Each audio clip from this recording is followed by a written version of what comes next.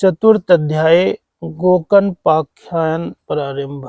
सूत जी कहते हैं, मुनिवर उस समय आपने भक्तों के चित्त में अलौकिक भक्ति का प्रादुर्भाव हुआ है। देख भक्त पक्षल श्री भगवान अपना धाम छोड़कर वहां पधारे हैं। उनके गले में वनमाला शोभा पा रही थी। श्री अंग सजल जलधर के समान श्याम वर्ण था। उस पर मनोहर पीताम्बर सुशोभित था। तटी प्रदेश करधनी की लड़ियों से सुशोभित था। सिर पर मुक्ति की माला लटक रही थी और कानों में कुंडलों की झलक देखते हुए बनती थी। वे त्रिभंग ललित भाव से खड़े हुए चित्त को चुराए हुए थे। वक्ष स्थल पर कौस्तुभमणि दमक रही थी। सारा श्रीअंग हरिचंद से चर्चित था। उस रूप की शोभा क्या करें। उसने तो मानो करोड़ों कामदेव की रूप माधुरी छीन ली हो। ये वे परमानंद चिंतामूर्ति मधुरापति मधुर मुरलीधर ऐसी अनुपम छवि से अपने भक्तों के निर्मल चित्तों में आविर्भूत हुए। भगवान के नित्य लोक निवासी लीला परिकर उद्धव आदि वहां गुप्त रूप से उस कथा का सुनने के लिए आए हुए थे। प्रभु प्रकट होते ही चारों ओर जय हो की ध्वनि होने लगी। उस समय भक्ति रस का अद्भुत प्रवाह चला और बार बार अबीर गुलाल के पुष्पों की वर्षा तथा शंख ध्वनि होने लगी। उस सभा में जो लोग बैठे हुए थे उन्हें अपनी देह गेह और आत्मा की भी कोई सुधि ना रही। उनकी ऐसी तन्मयता देखकर नारद जी कहने लगे, मुनीश्वरगण, आज सप्ताह स्वर्ण की मैंने यह बड़ी ही अलौकिक महिमा देखी है। यहाँ तो जो बड़े मूर्ख दुष्ट और पशु पक्षी भी हैं वे सभी अत्यंत निष्पाप हो गए हैं। अतः इसमें संदेह नहीं है कि कलिकाल में चित्त की शुद्धि के लिए इस भगवत कथा के समान मृत्यु लोक में पाप पुंज का नाश करने वाला कोई दूसरा पवित्र साधन नहीं है। मुनीश्वर, आप लोग बड़े कृपालु हैं। आपने संसार के कल्याण का विचार करके यह बिल्कुल निराला ही मार्ग निकाला है। आप कृपया यह तो बताइए कि इस कथा रूप सप्ताह यज्ञ के द्वारा संसार में कौन कौन से लोग पवित्र हो जाते हैं। सनकादिक ने कहा, जो लोग सदा तरह तरह के पाप किया करते हैं, निरंतर दुराचार में ही तत्पर रहते हैं और उल्टे मार्गों से चलते हैं, तथा जो क्रोध अग्नि से जलते रहने वाले कुटिल और कामपरायण, वे सभी इस कलयुग में सप्ताह यज्ञ से पवित्र हो जाते हैं।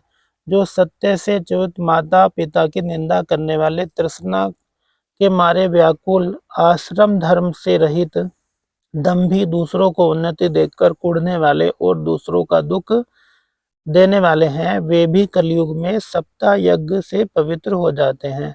जो मदिरापान, ब्रह्मत्या, स्वर्ण की चोरी, गुरु स्त्री गमन और विश्वासघात, ये 5 महापाप करने वाले, छल छद्मपरायण, क्रूर, पिशाचों के समान निर्दयी, ब्राह्मणों के धन से पुष्ट होने वाले और व्यभिचारी हैं, वे भी कलयुग में सप्ताह यज्ञ से पवित्र हो जाते हैं। जो दुष्ट आग्रह पूर्वक सर्वदा मन, वाणी या शरीर से पाप करते रहते हैं, दूसरे के धन से ही पुष्ट होते हैं तथा मलिन मन और दुष्ट हृदय वाले हैं, वे भी कलयुग में सप्ताह यज्ञ से पवित्र हो जाते हैं।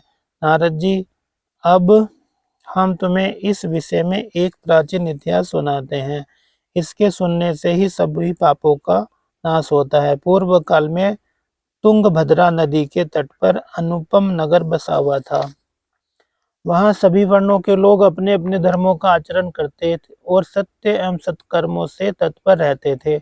उस नगर में समस्त वेदों का विशेषज्ञ और स्रोत समार्थ कर्मों में निपुण एक आत्मदेव नाम का ब्राह्मण रहता था। वह साक्षात सूर्य के समान तेजस्वी था। वह धनी होने पर भी भिक्षाजीवी था। उसकी प्यारी पत्नी धुंधुली कुलीन एवं सुंदरी होने पर भी सदा अपनी बात पर अड़ी रहने वाली थी। उसे लोगों की बात करने में सुख मिलता था। स्वभाव था क्रूर प्राय कुछ न कुछ बकवाद करती रहती थी। गृह कार्य में निपुण थी, कृपण थी और थी झगड़ालू भी। इस प्रकार ब्राह्मण दंपति प्रेम से अपने घर में रहते रहते और विहार करते थे। उनके पास अर्थ और भोग विलास की सामग्री बहुत थी, घर द्वार भी सुंदर थे, परंतु उससे उन्हें सुख नहीं मिलता था। जब अवस्था बहुत ढल गई तब उन्होंने संतान के लिए तरह तरह के पुण्य कर्म आरंभ किए और वे दीन दुखियों, गो, पृथ्वी, सुवर्ण और वस्त्र आदि दान करने लगे। इस प्रकार धर्म मार्ग में उन्होंने अपना आधा धन समाप्त कर दिया, तो भी उन्हें पुत्र या पुत्री किसी भी तरह का दुख मुख देखने को नहीं मिला। इसलिए अब वह ब्राह्मण बहुत ही चिंतातुर रहने लगा। एक दिन वह ब्राह्मण देवता बहुत दुखी होकर घर से निकलकर वन को चल दिया। दोपहर के समय उसे प्यास लगी, इसलिए वह एक तालाब पर आया। संतान के अभाव के दुख ने उसके शरीर को बहुत सुखा दिया था, इसलिए थक जाने के कारण वह जल पीकर वहीं बैठ गया।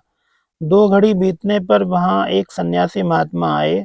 जब ब्राह्मण देवता ने देखा कि वे जल पी चुके हैं, तब वह उनके पास गया और चरणों में नमस्कार करने के बाद सामने खड़े रहकर लंबी लंबी सांसें लेने लगा। सन्यासी ने पूछा, कहो ब्राह्मण देवता, रोते क्यों हो? ऐसी तुम्हें कौन सी भारी चिंता है?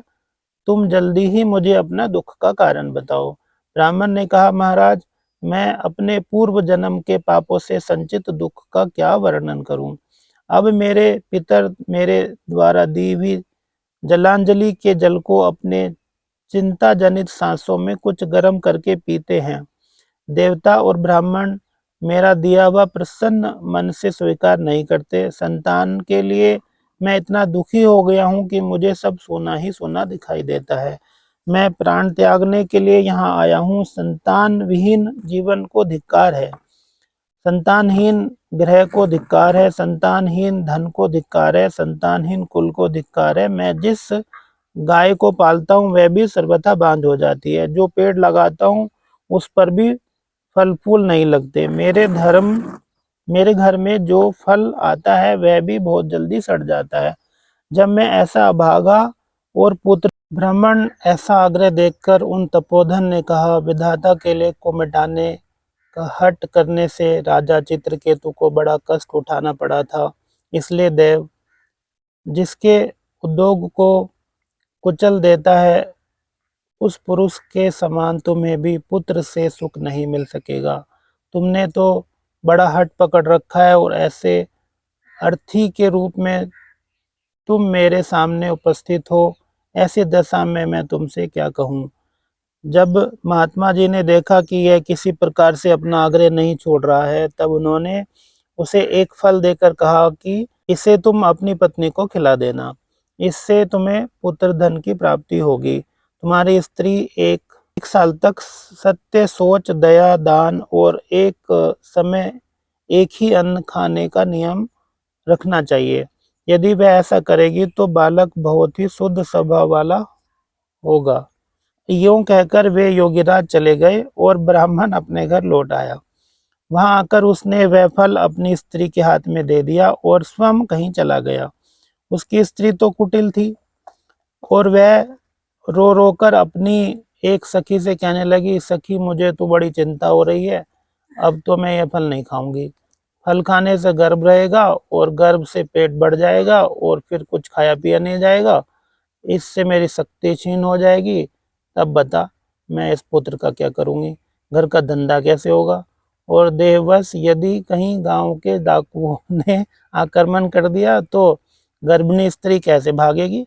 यदि उस सुखदेव जी की तरह यह गर्भ भी पेट में ही रह गया तो इसे बाहर कैसे निकाला जाएगा? और कहीं प्रसव काल के समय वह टेढ़ा हो गया तो फिर प्राणों से ही हाथ धोना पड़ेगा। यूं तो प्रसव के समय बड़ी भयंकर पीड़ा होती है। मैं सुकुमारी भला यह सब कैसे सह सकूंगी?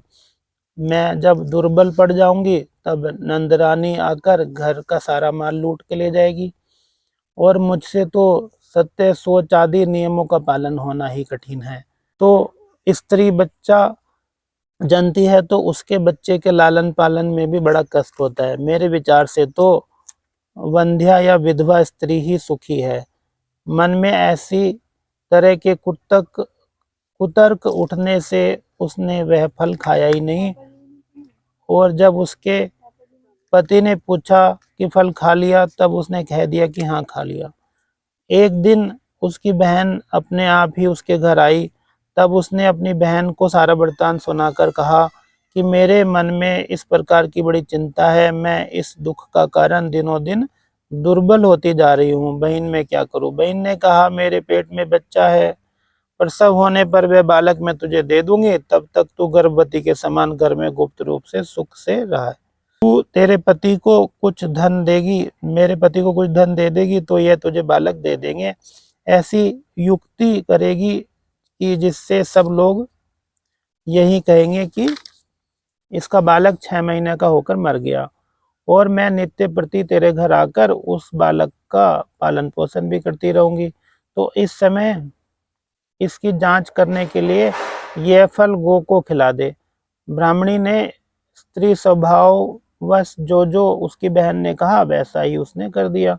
इसके पश्चात समय अनुसार जब उस स्त्री के पुत्र हुआ तो तब उसने पिता ने चुपचाप लाकर उससे धुंधुली को दे दिया, और उसने आत्मदेव को सूचना दी कि मेरे सुखपूर्वक बालक हो गया है। इस प्रकार आत्मदेव के पुत्र हुआ सुनकर सब लोगों को बड़ा आनंद हुआ। ब्राह्मण ने उसका जातकर्म संस्कार करके ब्राह्मणों को दान दिया, और उसके द्वार पर गाना बजाना तथा अनेक प्रकार के मांगलिक कृत्य होने लगे। धुंधुली ने अपने पति से कहा मेरे स्तनों में तो दूध नहीं आ रहा है, फिर मैं गौ आदि किसी अन्य जीव के दूध में मैं इस बालक का किस प्रकार पालन करूंगी। मेरी बहन के अभी बालक हुआ था, वह मर गया है, उसे बुलाकर मैं अपने यहाँ रख लूं तो वह मेरे बच्चे को पालन पोषण करती रहेगी। तब पुत्र की रक्षा के लिए आत्मदेव ने वैसा ही किया, और माता धुंधुली ने अपने बालक का नाम धुंधकारी रखा। इसके बाद 3 महीने बीतने पर गो के भी एक मनुष्य आकार बच्चा हुआ। वह सर्वांग सुंदर, दिव्य, निर्मल और सुवर्ण की सी कांति वाला था। उसे देखकर ब्राह्मण देवता को बड़ा आनंद हुआ, और उसने स्वयं ही उसके सब संस्कार किए। इस समाचार से और सब लोगों को ही बड़ा आश्चर्य हुआ कि भाई गाय को बालक कैसे हो सकता, और सब लोग देखने आए तथा आपस में कहने लगे देखो भाई, अब आत्मदेव का कैसा भाग्य उदय हुआ। कैसे आश्चर्य की बात है कि गो के भी ऐसा दिव्य रूप बालक उत्पन्न हुआ है। देव योग से इस गुप्त रहस्य का किसी को कुछ पता नहीं चला। आत्मदेव ने उस बालक को गो से कान देखकर उसका नाम गोकर्ण रख दिया। कुछ काल बीतने पर दोनों बालक जवान हो गए। उनमें गोकर्ण तो बड़ा पंडित और ज्ञानी हुआ, किंतु धुंधकारी बड़ा ही दुष्ट निकला। स्नान शौच आदि ब्राह्मणोचित आचरों का उसमें एक नाम भी न था, और वह खान पान का ही कोई परहेज न था। क्रोध उसमें बहुत ही अधिक था। वह बुरी बुरी वस्तुओं का संग्रह किया करता था, मुर्दों के हाथ से छुआ हुआ भी अन्न खा लिया करता था। दूसरों की चोरी करना और सब लोगों से द्वेष बढ़ाना और स्वभाव बन गया था। छिपे छिपे वह दूसरों के घरों में आग लगा देता था। दूसरों के बल को खिलौनों के लिए गोद में लेता था और उन्हें चट कुएं में डाल दिया करता था। हिंसा का उसे व्यसन सा हो गया था। हर समय वह अस्त्र शस्त्र धारण किए रहता था, और बेचारे अंधे और दीन दुखियों को व्यर्थ में तंग किया करता था। चांडालों से उसका विशेष प्रेम था। बस हाथों में फंदा लिए कुत्ते की टोली के साथ शिकार की टोह में घूमता रहता।